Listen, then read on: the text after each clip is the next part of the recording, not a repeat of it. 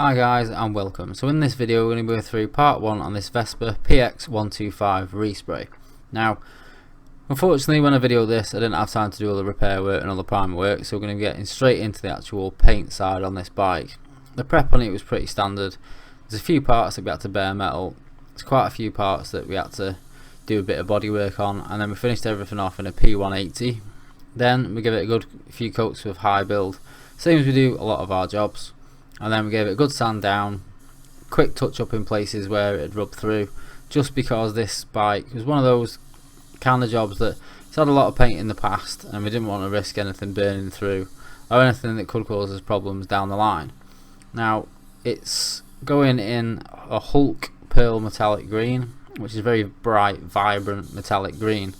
It does have a lot of pearl in it, and it's one of those sort of colours that is actually quite transparent as well. Now the bike itself, it's not been a full strip down job. All the panels are off, all the panels have been stripped out. The engine and etc is still in the bike,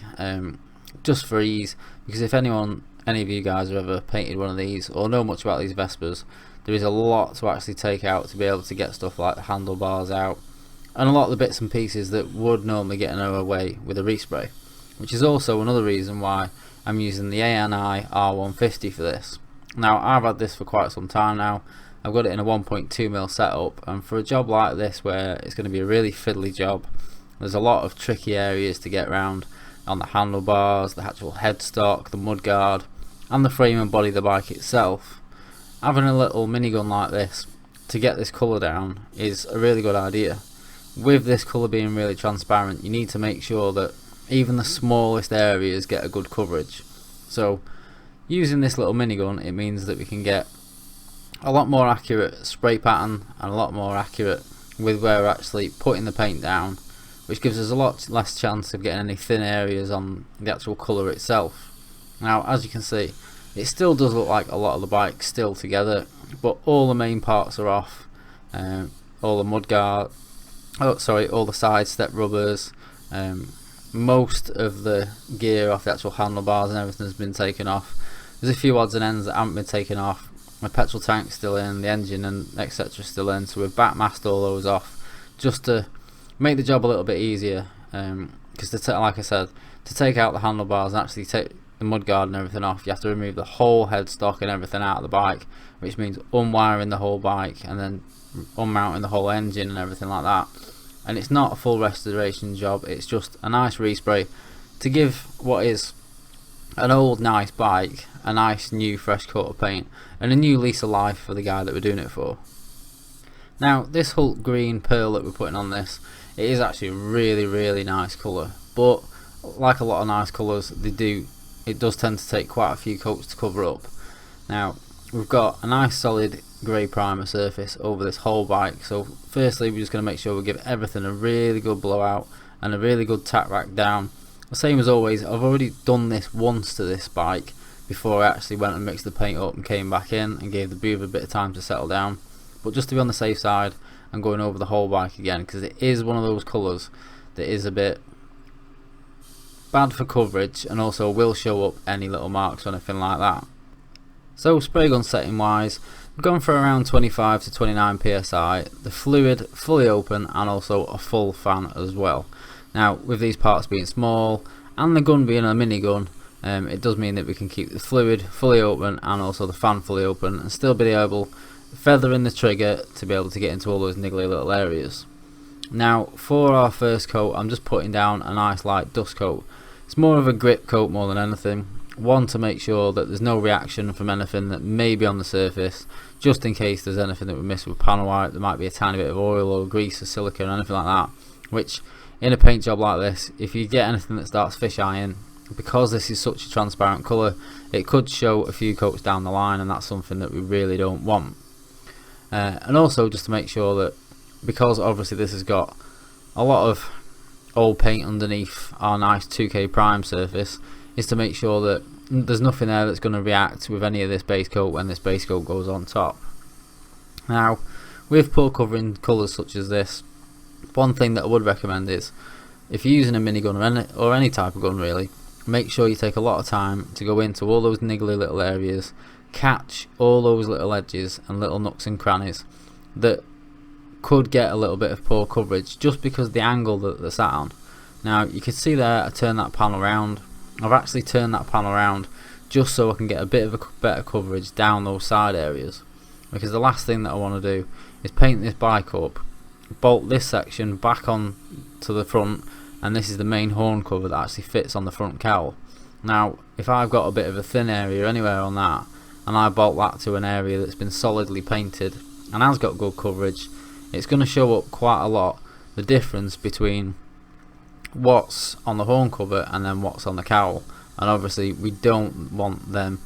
to be any different to each other or stand off as a shade out, which is also another good reason for painting all these parts at the same time with the same gun with the same mix of paint. As you see, the first coat's just going to go down, and we are going to put the same amount of paint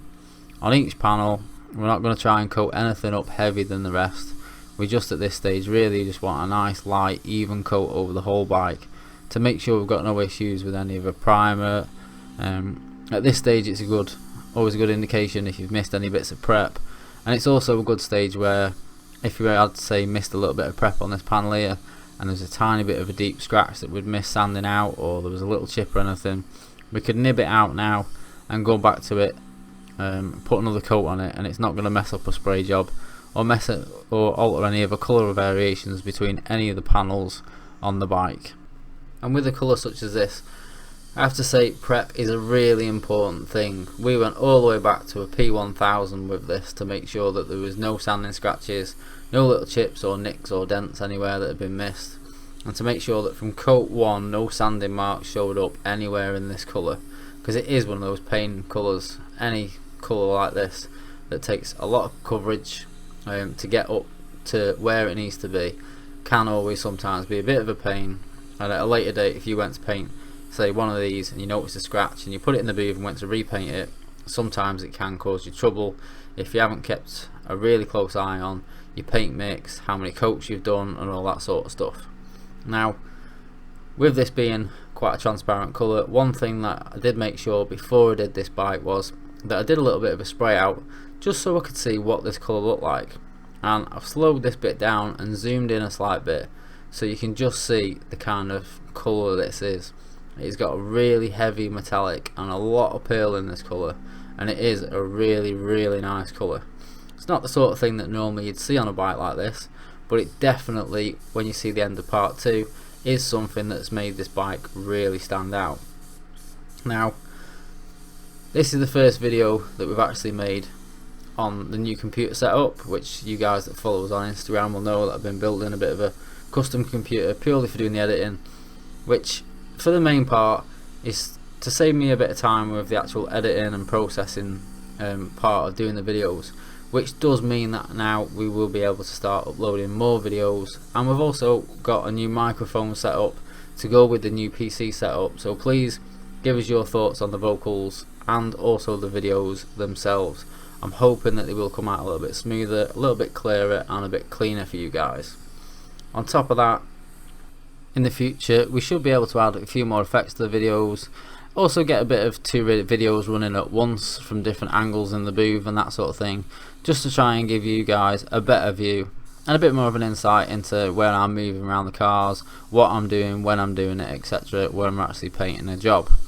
We did have a comment a while back to say that the intro was a bit too loud, and then that people were having to alter the volume on the TV and stuff if they weren't watching on a phone or with headphones on, because maybe the intro was a bit louder and the narration wasn't quite loud enough. And I have been doing a lot of playing around with the actual software, and I think now we've actually managed to get to a stage where it can be played at a level field all the way through the video. But you guys let me know what you think. If you think that the voiceover needs to be turned up a little bit, or the intro or any of the music or anything needs to be turned down a little bit, and it'll make it easier for you guys to watch without messing around with your TV or your phone or anything like that, please give us a bit of input with that side of things as well, because it is hard to gauge when you're actually making the videos. And in the past, unfortunately, the computer itself, the actual hardware side of it, has let us down in being able to alter a lot of things. Now we've got this new setup, we can actually alter a lot more things a lot more easily and a lot faster, so it will make videos and the editing side a lot easier to do, and make things hopefully a lot nicer for you guys to watch. And as time goes on and my editing skills get better, we can make the videos a lot better and a lot more watchable for you guys as well. And as I've said in the past few videos, if you guys have got anything that you actually want to see us doing in the videos, if you've got any prep that you want answering, or any painting questions you want answering, and you want it done in video form rather than me trying to give you advice through Facebook or Instagram or YouTube or anything like that, then please do drop us a comment and we'll try and get some more request focused videos made and help you guys out with those as well. So as far as this job goes, while I've been waffling on, I have just been carrying on painting away. As I said, this pearl is one of those sort of colours where you have to take your time, and especially on something like this, you need to take your time, make sure you get all those edges, keep moving around, check from every angle that you can when you're looking around something like a bike, that you are getting all the little edges, all the little nooks and crannies that need to be covered. And really the best thing to do with it is take your time. I mean, we're roughly about 10 minutes into this video from the actual painting stage now, and we're still on coat number 1. Now this particular colour did take around about 4 to 5 coats. The only way that I knew that was to take a spray out card. We use grey prime on it rather than just using a blank spray out card, and then to coat it up to make sure that we could get the desired colour and see how many coats it would take to get the desired effect that we needed for this customer's bike. That gave me a good gauge when I got in the booth to actually know how many coats that I needed to put down on the bike to make this colour look as we wanted it to. Now if you're a little bit unsure, the best thing to do is take the gun that you are going to paint the bike with, go with the settings that you were going to use and the distance and everything exactly the same on your spray out card as you are on the bike. So for instance, on this we went for around 25 to 29 psi, full fan and full fluid, and when I did the spray out card I gauged the distance on the spray out card about roughly the same as what I was going to do on the bike. So if I put 4 to 5 coats on the bike and 4 to 5 coats on the spray out card, I know that the spray out card should match the bike and that everything will be good. Also your paint mix, make sure that you've mixed the paint with the same amount of thinners etc, and to the same viscosity or anything like that, to make sure that the spray out card and the bike both come out at the same colour level and the same brightness, because this is one of those colours that one coat more or less really does make a big difference. At this point it does look really light green, but as you'll see in a minute with the videos, with the photos at the end, it is actually quite a, not so much a dark, but a very very bright vibrant green when it's actually painted. So guys, thanks very much for watching. For all you guys that have been subscribed from the start, thanks very much for watching, and also thank you very much for all the nice comments that you gave on the last couple of videos since we've been back. We've got a lot of support from you guys, a lot of really nice comments to say that welcome back to YouTube etc, and that you're glad that we're back and we're back making videos. And believe me, I am glad we are back making videos too. I have missed this, but sometimes it does need a little bit of a break to get a new perspective on things and get a new bit of a vision on where we want things to go. So massive thanks to all the support from you guys. If you're new to the channel or if you're an existing subscriber, don't forget to hit that like button and show your support for the videos. And also if you are a new subscriber, please hit that subscribe button, or a new viewer, hit that subscribe button and show your support that way. Thanks very much guys, and I'll see you again soon.